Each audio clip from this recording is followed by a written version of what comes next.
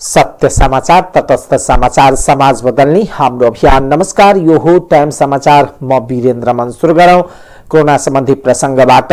Corona भाइरसको संक्रमणका कारण सोमबार पछिल्लो 24 घण्टामा नेपालमा 13 जनाको ज्यान गएको छ।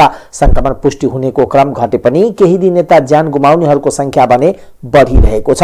सोमबार थपिएका 13 जना सहित नेपालमा अहिलेसम्म कोरोना संक्रमणका कारण ज्यान गुमाउनेको संख्या 11,827 पुगेको छ। त्यस्तै सोमबार थपिएका 13 जना सहित नेपालमा अहिलेसम्म कोरोना संक्रमणका कारण ज्यान गुमाउनेको संख्या 11,827 पुगेको छ।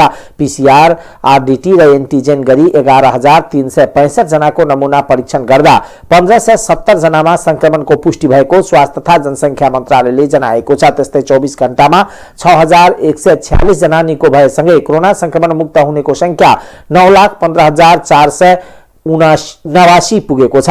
अहिले 40,111 जना सक्रिय संक्रमित रहेका छन्। यसैबीच पछिल्लो 24 घण्टामा 1,78,579 जनाले कोरोना विरुद्धको खोप लगाएको मन्त्रालयले जनाएको छ। मधेस सरकारले संघीय सरकार विरुद्ध प्रदेश सभामा संकल्प प्रस्ताव दर्ता गराएका छन्। संघीय सरकारको उदासीनताका कारण लामो समयदेखि प्रदेश प्रहरी संगठन सञ्चालन तथा भर्ना गर्ने अधिकार नपाउँदा सरकार सञ्चालनमा समस्या भएको भन्दै संकल्प प्रस्ताव दर्ता गराएको हो। मधेस सरकारले प्रदेश प्रहरी संगठन समायोजन, सञ्चालन तथा भर्ना सम्बन्धी प्रक्रियालाई अगाडि बढाउन नदिएको भन्दै संकल्प प्रस्ताव दर्ताका लागि प्रदेश सभा सचिवालयमा पत्र पठाइएको हो। विगत 3 वर्षदेखि संवैधानिक तथा गैर कानूनी तरिकाले संघीय सरकारले सो प्रक्रिया अवरुद्ध गरिरहेकोले प्रदेश सभामा बाध्य भएर संकल्प प्रस्ताव दर्ता गर्न लगिएको आन्तरिक मामिला तथा सञ्चार मन्त्रालयले जनाएको छ। प्रदेशका आन्तरिक मामिला तथा सञ्चार मन्त्री भरत प्रसाद शाहले प्रदेश सभा नियमावली 2075 को नियम 85 बमोजिम संकल्प प्रस्ताव पेश गरिएको जानकारी दिनुभयो। मन्त्री शाहले प्रदेश सभा सचिवालयका सचिवलाई सम्बोधन गर्दै लेखिएको पत्रमा भनिएको छ, नेपालको संविधानको धारा 57 को उपधारा 2 को अनुसूची 6 क्रम संख्या 1 मा रहेको प्रहरी प्रशासन र शान्ति सुरक्षा भन्ने प्रदेशको एकल सूची क्रम संख्या 1 मै रहेको बेहोरा अवगत छ। सो पत्रमा नेपाल प्रहरी र प्रदेश प्रहरीले सम्पादन गर्ने कार्य सञ्चालन, सुपरिवेक्षण र समन्वय सम्बन्धमा व्यवस्था गर्न बनेको ऐन 2076 माघ 28 गते राष्ट्रपतिबाट समेत प्रमाणीकरण भइसकेको उल्लेख गरिएको छ। सो पत्रमा भनिएको छ, प्रहरी कर्मचारी समायोजन ऐन 2076 समेत 2076 माघ 28 गते सम्माननीय राष्ट्रपतिज्यूबाट प्रमाणीकरण भइसकेको अवस्था विद्यमान छ। त्यस्तै प्रदेश प्रहरी ऐन 2075 समेत कायम भइरहेको अवस्था छ। नेपालको संविधानको धारा 278 को उपधारा 2 मा प्रत्येक प्रदेशमा प्रहरी संगठन रहनेछ भन्ने व्यवस्था गरेको छ। संकल्प प्रस्तावमा प्रदेश प्रहरी संचालन, प्रहरी गठन, सञ्चालन तथा भर्नाका लागि आन्तरिक मामिला तथा सञ्चार मन्त्रालयलाई प्रदेश सभा नियमावली 2075 को नियम 84(10) ग बमोजिम निर्देशन दिन समेत प्रदेश सभा समक्ष अनुरोध गरिएको छ। मध्य प्रदेश सभाको खाली रहेको दुईवटा विषयगत समितिको लागि 5 जनाले उम्मेदवारी दर्ता गराएका छन्। विगतमा दलीय आधारमा भएको सहमतिलाई सत्तारूढ दलले पालन नगरेपछि विपक्षी लोकतान्त्रिक समाजवादी र नेकपा एमाले संयुक्त रूपमा उम्मेदवारी दर्ता गराएका छन्। सत्तारूढ दलले विपक्षी दललाई बेवास्ता गर्दै भागभण्डा गरी उम्मेदवारी दिएपछि विपक्षी दलले भने प्रदेश सभा अन्तर्गतको 2 समितिमा उम्मेदवारी दर्ता गराएका छन्। मध्य प्रदेशमा सत्तारूढ दल नेपाली कांग्रेस, नेकपा एकीकृत समाजवादी र माओवादी केन्द्रले समिति सभापतिमा भागभण्डा गरेपछि विपक्षी दलहरू एक भएर उम्मेदवारी दर्ता गराएका छन् भने एक समितिमा माओवादी तर्फबाट प्राकृतिक तथा स्रोत तथा वातावरण समितिमा जगत प्रसाद यादवको उम्मेदवारी मात्र परेको छ। उनी निर्वाचित भए पनि अधिकारी घोषणा भने बाँकी रहेको छ। यता दुईवटा समितिको सभापति पदमा निर्वाचन हुने भएको छ। प्रमुख प्रतिपक्षी लोकतान्त्रिक समाजवादी पार्टीले सार्वजनिक लेखा समितिको सभापति पदका लागि प्रहलाद गिरी गोस्वामीले उम्मेदवारी दर्ता गराएका छन्। सो लेखा समितिमा सत्तारूढ दलको तर्फबाट नेपाली कांग्रेसका नरेश कुमार यादवले उम्मेदवारी दर्ता गराएका छन्। त्यस्तै कृषि तथा भूमि व्यवस्था सहकार समितिमा विपक्षी दलको तर्फबाट नेकपा एमालेबाट जगतारण देवीले उम्मेदवारी दर्ता गराएका छन्। यसअघि नै सत्तारूढ दल नेकपा एकीकृत समाजवादीबाट मदन सेन श्रीवास्तवले उम्मेदवारी दर्ता गराएका थिए। अन्तिम समयसम्म सत्तारूढ जनता समाजवादी पार्टी नेपालले सहमतिको प्रयास गर्ने भन्दै एमालेलाई लेखा समिति दिने भन्दै आश्वासन दिँदै आएको थियो। तर त्यो लेखा समिति एमालेलाई नदिएपछि लोसपासँग मिलेर उम्मेदवारी दिएका छन्। लोसपाका संसदीय दलका नेता जितेन्द्र सोनलले लेखा समिति विपक्षी दललाई दिने प्रावधान रहे पनि सत्तारूढ दलले बेइमानी गरेको आरोप लगाउनुभयो। त्यसको सरकारले प्रारम्भ गर्यो। अत्यन्त गैर संसदीय र एउटा लोकतान्त्रिक मूल्य र मान्यताको बरखिलाफको यो अभ्यास हो, जहाँ पनि संसदीय व्यवस्थामा जुनसुकै पार्टीले सरकार सञ्चालन गरिरहँदा प्रमुख प्रतिपक्षी दललाई परम्परागत रूपले दिँदै आएको उसको एउटा सन्तुलन सरकार र संसदीय व्यवस्था सञ्चालनमा, सरकार सञ्चालनमा एउटा सन्तुलनको सिद्धान्तलाई आत्मसात गरेर प्रमुख प्रतिपक्षी दललाई सार्वजनिक लेखा समिति दिने अथवा उसैको नेतृत्वमा सार्वजनिक लेखा समिति रहने जुन एउटा संसदीय अभ्यासको परम्परा हो, त्यसलाई मानमर्दन गरेर अब अंशबन्डा सरकारमा रहेका दलहरू आफै अंशबन्डा गरेर सबै समितिहरू सरकार सञ्चालन गर्दा पनि पेट नभर्ने यिनीहरूको र हुँदाहुँदै संसदमा रहेका सम्पूर्ण समितिहरू पनि आफ्नै एउटा भनौँ न आफ्नै पार्टीको नेतालाई यिनीहरूले जुन बाँडफाँड गरे र एउटा सामान्य एउटा संसदीय संस्कृतिलाई यसले जोगाउन सकेन, अत्यन्त दुःखद कुरा हो। उहाँले विगतमा भएको सहमति समेत पालन नभएको र विगतमा नेकपा यसलाई सो समिति दिने सहमति भएको थियो, तर अहिले आएर आफै सो समिति सत्तारूढ दलले राखेको प्रति आक्रोश पोख्नुभयो। उहाँले यसले लोकतान्त्रिक सामान्य सिद्धान्त समेत प्रदेशमा सरकार पक्षका दलहरूले पालन गर्न नचाहेको आरोप लगाउनुभयो। कोभिडको नयाँ भेरिएन्ट ओमिक्रोनको जोखिम बढेसँगै बन्द भएका क्षेत्रहरू पनि खुल्ला गर्ने सरकारले निर्णय गरेको छ। कोभिड-19 को संकट व्यवस्थापन समन्वय केन्द्र सीसीएमसीसी को सिफारिस अनुसार उपत्यकाका तीनै जिल्ला काठमाडौँ, भक्तपुर र ललितपुरको प्रशासन कार्यालयले आइतबार मध्यराती सवारी साधनमा जोर बिजोर हटाउने निर्णय गरेको हो। यस्तै फागुन 1 गतेबाट लागू हुने गरी शैक्षिक संस्थाहरू सञ्चालन गर्ने प्रशासनले आदेश जारी गरेको छ। तर विद्यालय सञ्चालन गर्दा प्रशासनले शर्त राखेको छ। 12 वर्ष पूरा भएको विद्यार्थी को हकमा नियमित कक्षा सञ्चालन गर्न सकिने भए पनि 12 वर्ष पूरा नभएका विद्यार्थीको हकमा विद्यार्थी संख्या समेत विचार गरी सम्बन्धित स्थानीय तहसँग समन्वय गर्न भनिएको छ। विद्यालय व्यवस्थापनको आलो पालो वा शिफ्टमा कक्षा सञ्चालनको व्यवस्था मिलाउन प्रशासनको आदेश छ। यस्तै सबै प्रकारका परीक्षाहरू जेड आकारमा सीट राखेर सञ्चालन गर्न सकिने आदेशमा उल्लेख छ। त्यस्तै डान्स बार लगायतका रात्रिकालीन व्यवसाय, स्विमिङ पुल, जिम खाना, फुटसल, सिनेमा लगायतका पनि फागुन 1 गतेबाट खोल्ने प्रशासनले अनुमति दिएको हो। यद्यपि प्रशासनले आम सभा, जुलुस, सभा, भेला, मेला, सम्मेलन, जात्रा, महोत्सव, फटके बजार, हाट बजार भने प्रतिबन्ध कायम राखेको छ। गृह मन्त्रालयले औषधीय प्रयोगका लागि गाँजा खेती गर्न मिल्ने गरी 6 महिनाभित्र कार्यविधि ल्याउने तयारी गरेको छ। मन्त्रालयको नीति योजना अनुगमन तथा मूल्याङ्कन महाशाखाले यसका लागि औषधीय प्रयोजनका लागि कार्यविधि बनाएको गृह मन्त्रालयका प्रवक्ता फणिमणि पोखरेलले बताउनुभयो। वहाँका अनुसार कार्यविधि अनुसार सरकारसँग अनुमति लिएर औषधीय प्रयोजनका लागि गाँजा खेती गर्न सकिनेछ। उनीहरूलाई कसरी अनुगमन र नियमन गर्ने भन्ने विषयमा कार्यविधिले बोल्छ, पोखरेलले भन्नुभयो। पहिला पनि औषधीय प्रयोजनका लागि यो प्रयोग भइरहेको थियो होला, तर कुनै अनुगमन हुँदैन थियो। अब यसलाई कानुनको दायरामा ल्याउने खोजिएको हो। औषधीय प्रयोजनका लागि गाँजालाई प्रयोग गर्न मिल्ने विषयमा लागू औषध ऐनले पनि बोलेको बताउँदै उहाँले तर विस्तृत व्यवस्था थिएन, त्यसलाई कार्यविधि मार्फत समेट्ने प्रयास गरेको बताउनुभयो। नेपाली कांग्रेसको प्रवक्तामा नेता डाक्टर प्रकाश शरण महत नियुक्त हुनुभएको छ। कांग्रेस सभापति एवं प्रधानमन्त्री शेरबहादुर देउवाले नेता महतलाई पार्टी प्रवक्तामा नियुक्ति गर्नुभएको हो। नेता महत केही समय अघि भएको कांग्रेसको 14औं महाधिवेशनमा महामन्त्रीमा पराजित हुनुभएको थियो। उहाँले पार्टी सभापति देउवाको प्यानलबाट महामन्त्रीमा उम्मेदवारी दिनुभएको थियो। महाधिवेशनमा पराजित भए पनि उहाँलाई पार्टी सभापति देउवाले केन्द्रीय सदस्यमा मनोनित गर्नुभएको थियो। काठमाडौँ उपत्यकाका सवारी साधनमा लगाइएको जोर बिजोर प्रणाली हटाइएपछि सडकमा भीडभाड बढेको छ। उपत्यकाका 3 जिल्लाका प्रमुख जिल्ला अधिकारीको संयुक्त बैठकले सीसीएमसीसी दिएको आदेश अनुसार आजदेखि जोर बिजोर प्रणाली हटाएको हो। जोर बिजोर प्रणाली हटाए पनि सार्वजनिक सवारी साधन सञ्चालन गर्दा स्वास्थ्य मापदण्ड पूर्ण पालन गरी सञ्चालन गर्नुपर्ने उपत्यकाका जिल्ला प्रशासन कार्यालयले जनाएको छ। हिजोको मितिसम्म कायम भएको जोर बिजोर प्रणाली थियो सवारी साधनहरूमा, त्यसलाई पूर्ण रूपमा चाहिँ हटाइएको छ। विद्यालय विश्वविद्यालयका जुन कक्षाहरू छन् त्यो कक्षाहरू सञ्चालन गर्ने सन्दर्भमा पनि नयाँ आदेश भएको छ, जसमा 78 फागुन 1 गतेबाट 12 वर्षभन्दा माथिका विद्यार्थीहरू पढ्ने जुन कक्षाहरू छ त्यो कक्षाहरूलाई नियमित किसिमले सञ्चालन गर्ने र 16 मुनिको चाहिँ बालबालिकाहरू अध्ययन गर्ने कक्षाहरूलाई अब अल्टरनेटिभ किसिमले चाहिँ सञ्चालन गर्ने भन्ने खालको आदेश गरेका छौँ।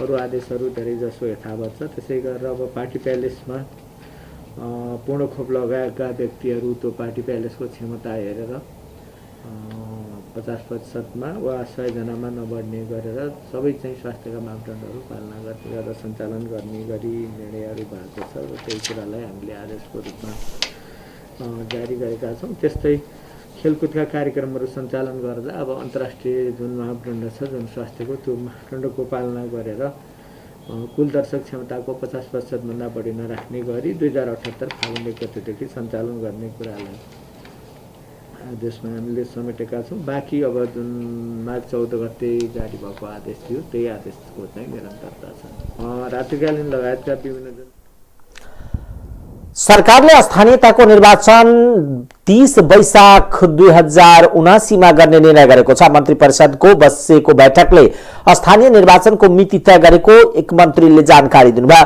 निर्वाचन आयोगले एकै चरणमा गर्ने भए वैशाख 14 गते र 2 चरणमा गर्ने भए 14 र 22 वैशाखको मिति सिफारिस गरेको थियो।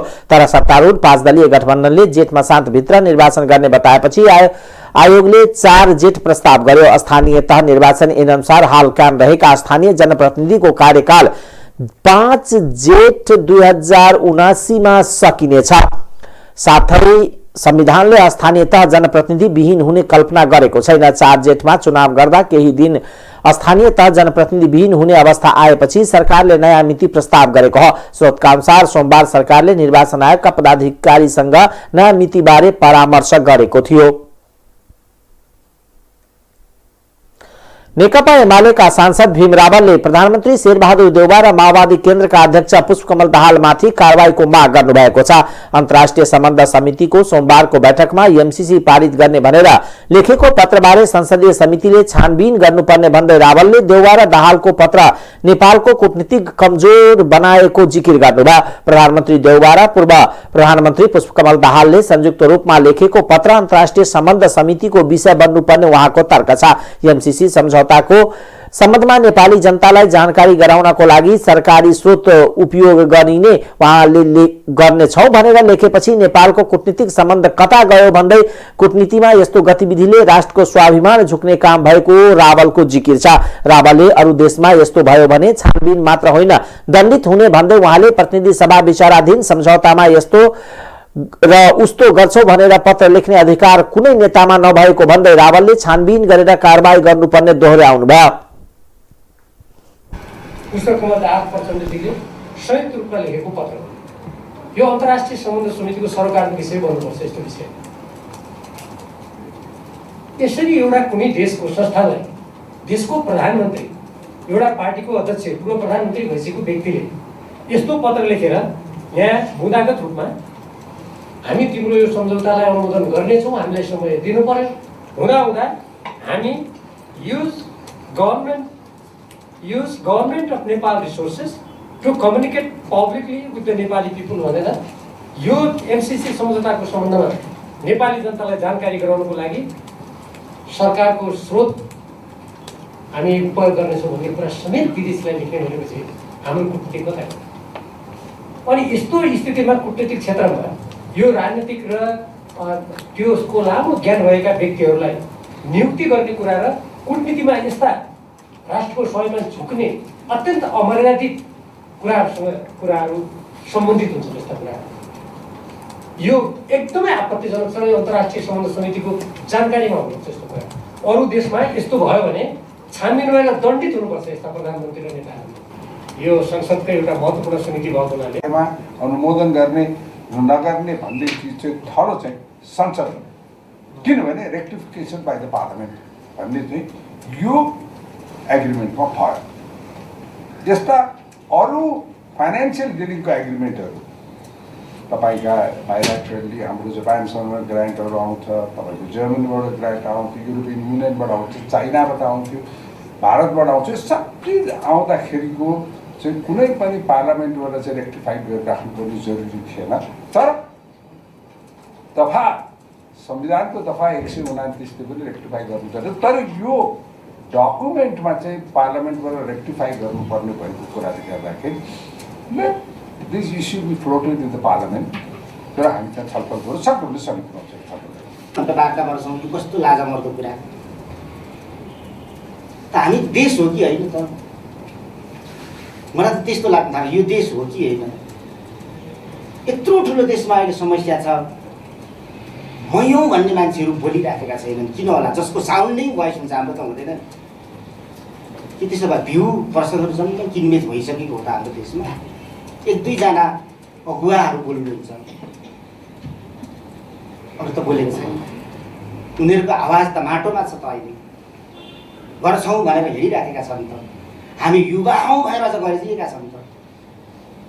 अनि मलाई चाहिँ लागिरहन्छ कि यो म्याक्सिम गोर्कीले भन्नुभएको रहेछ, कन्नेरी शरीरमाथि जोडिएका बुढाटाउकोहरू। हामीले के संस्कृति प्रदान गर्दैछौँ हाम्रो समाजलाई? संस्कृतिले विचार निर्माणमा सहयोग गर्दो रहेछ अनि विचारले संस्कृति दिँदो रहेछ। त्यो त व्यवहार हो। कति ठुलो यसको अन्तर सम्बन्ध हुँदो रहेछ भन्ने कुरा लाग्छ। यसबारेमा यति नै। देउवा र दाहालले एमसीसीलाई लेखेको पत्र नेपालको कूटनीति कसरी चलेको छ भन्ने कुरा ज्वलन्त नमुना थियो उहाँहरूको भनाइ थियो।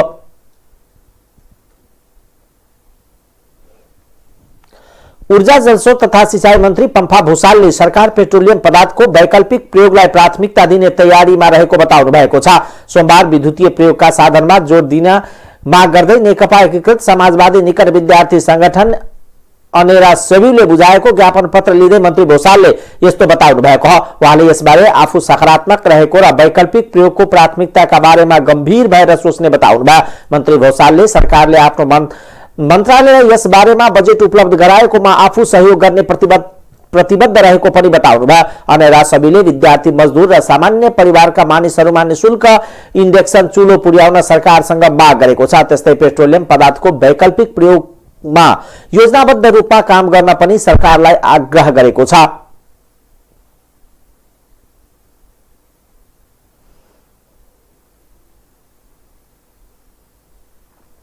र सामान्य चाहिँ जनताको बिचमा पुर्याइदिएर ऊर्जा मन्त्रालय त्यही पनि पम्फा दिदी भएको बेलामा यति काम गरिदिनु भने साह्रै आनन्दित हुन्थ्यो भनेर आएको दिदी हामी अहिले सकारात्मक ढङ्गले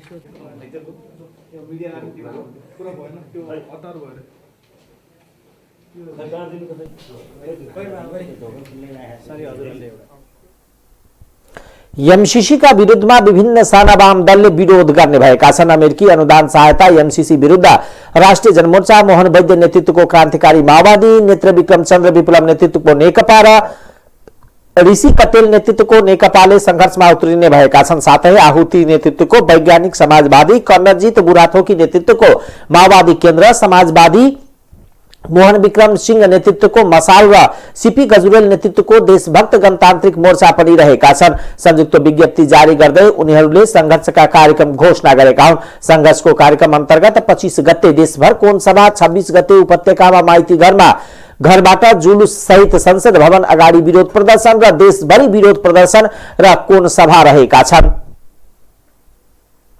अब आर्थिक समाचार।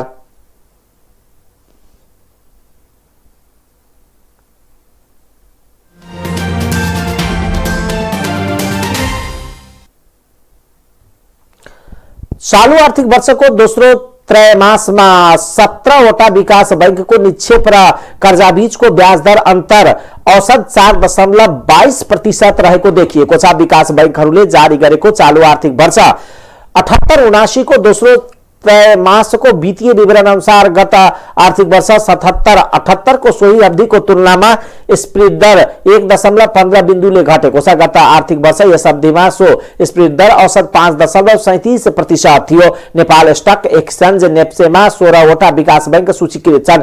सालपा विकास बैंक नेप्सेमा सूचीकृत छैन। नारायणी डेभलपमेन्ट र सालपा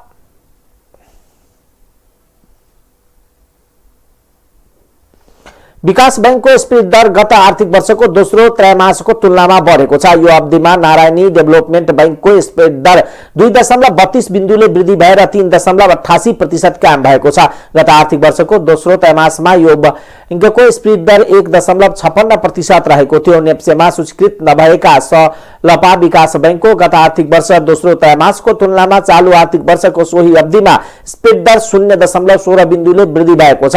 गत आर्थिक वर्षको दोस्रो त्रैमासमा यो बैंकको स्फीत दर 4.73% थियो भने चालू आर्थिक वर्षको दोस्रो त्रैमासमा 4.89% काम भएको छ। सिन्धु विकास बैंकको स्फीत दर सबैभन्दा बढी छ। चालू आर्थिक वर्षको दोस्रो त्रैमासमा या बैंकको स्फीत दर 5.22% कायम छ। अब गत आर्थिक वर्षको दोस्रो त्रैमासमा यो बैंक स्फीत दर 6.37% थियो। त्यस्तै यो अवधिमा 17 वटै विकास बैंकहरूको स्फीत दर 3% भन्दा बढी छ भने यी मध्ये 10 वटैको स्फीत दर 4 भन्दा बढी छ। चालू आर्थिक वर्षको दोस्रो त्रैमासमा 3 वटा बैंकले स्फीत दर 2 बिन्दु भन्दा बढीले घटाएका छन्। सबैभन्दा बढी स्फीत दर घटाउनेमा कर्णाली डेभलपमेन्ट बैंक रहेको छ।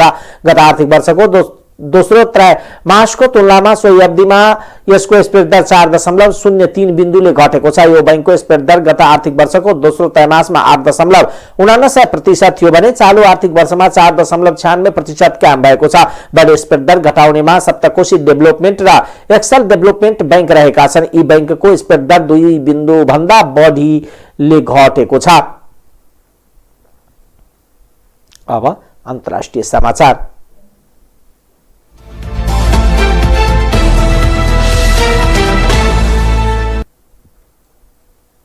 क्यानाडाको राजधानी ओटावामा ट्रक चालकको आन्दोलन सकिँदै गएपछि आपतकाल घोषणा गरिएको छ। ओटावाका मेयर जिम वाटसनले कोभिड प्रतिबन्धका बावजुद भइरहेको आन्दोलन नियन्त्रण बाहिर जान थालेपछि बाध्य भएर आपतकाल घोषणा गर्नु परेको बताएका छन्। उनले विरोध प्रदर्शनले ओटावा र ओटावावासीको सुरक्षामा खतरा उत्पन्न गराएको उल्लेख गरेका छन्। एक स्थानीय रेडियोसँगको कुराकानीमा मेयर वाटसनले ट्रक चालकहरूको ध्वनि प्रदूषण हुने गरेको ठूलो आवाजमा हर्न तथा साइरन बजाएको र आन्दोलनलाई मेलामा परिणत गरेर असंवेदनशील व्यवहार गरेको आरोप लगाएका छन्। चालकहरूले ट्रक तिर्साएर सडक अवरुद्ध पारेका छन्। उनीहरूले कोरोना विरुद्धको खोप अनिवार्य गर्ने सरकारी नीति विरुद्ध नाराबाजी समेत गरेका छन्। आपतकाल घोषणापछि प्रहरीले आन्दोलनकारीलाई शहर छोड्न आग्रह गरेको छ। शहर नछाडे नियन्त्रणमा लिने र जबरजस्ती खाली गराउने अधिकार प्रहरीले प्राप्त गरिसकेको छ। आपतकालीन अवस्थाको घोषणापछि अग्रपंक्तिको कामदार तथा आपतकालीन सेवाका कर्मचारीहरू सहज रूपमा कार्यस्थलमा जान पाउने आशा गरिएको छ। उत्तर कोरियाले क्रिप्टो करेन्सी मार्फत लाखौं डलर चोरी गरेर मिसाइल कार्यक्रममा प्रयोग गर्ने गरेको आरोप लागेको छ। संयुक्त राष्ट्रसङ्घको एक प्रतिवेदनले उत्तर कोरियाले ह्याकरले क्रिप्टो करेन्सी मार्फत लाखौं डलर चोरी गरेको र त्यसलाई देशको क्षेत्रस्थ विकासमा लगाउने गरेको दावी गरेको हो। सन् 2020 र 21 को बीच अवधिमा ह्याकरले 5 करोड डलर भन्दा बढी डिजिटल सम्पत्ति चोरी गरेको प्रतिवेदनले देखाएको बीबीसीले जनाएको छ। त्यस्तो पछिल्लो समय यस्तो स्रोतबाट उत्तर कोरियाले क्षेत्रस्थ कार्यक्रमका लागि रकम जुटाउने गरेको दावी पनि गरिएको छ। उत्तर कोरियाले गर्ने गरेको ह्याकिङ सम्बन्धी अध्ययन प्रतिवेदन गएको शुक्रबार राष्ट्रसङ्घीय नाकाबन्दी कमिटीलाई बुझाइएको छ। ह्याकरले अमेरिका, युरोप, रसियाका कम्तीमा 3 वटा क्रिप्टो करेन्सी माथि निशाना लगाउने गरेको पनि प्रतिवेदनमा उल्लेख गरिएको छ। अब खेलकुद समाचार।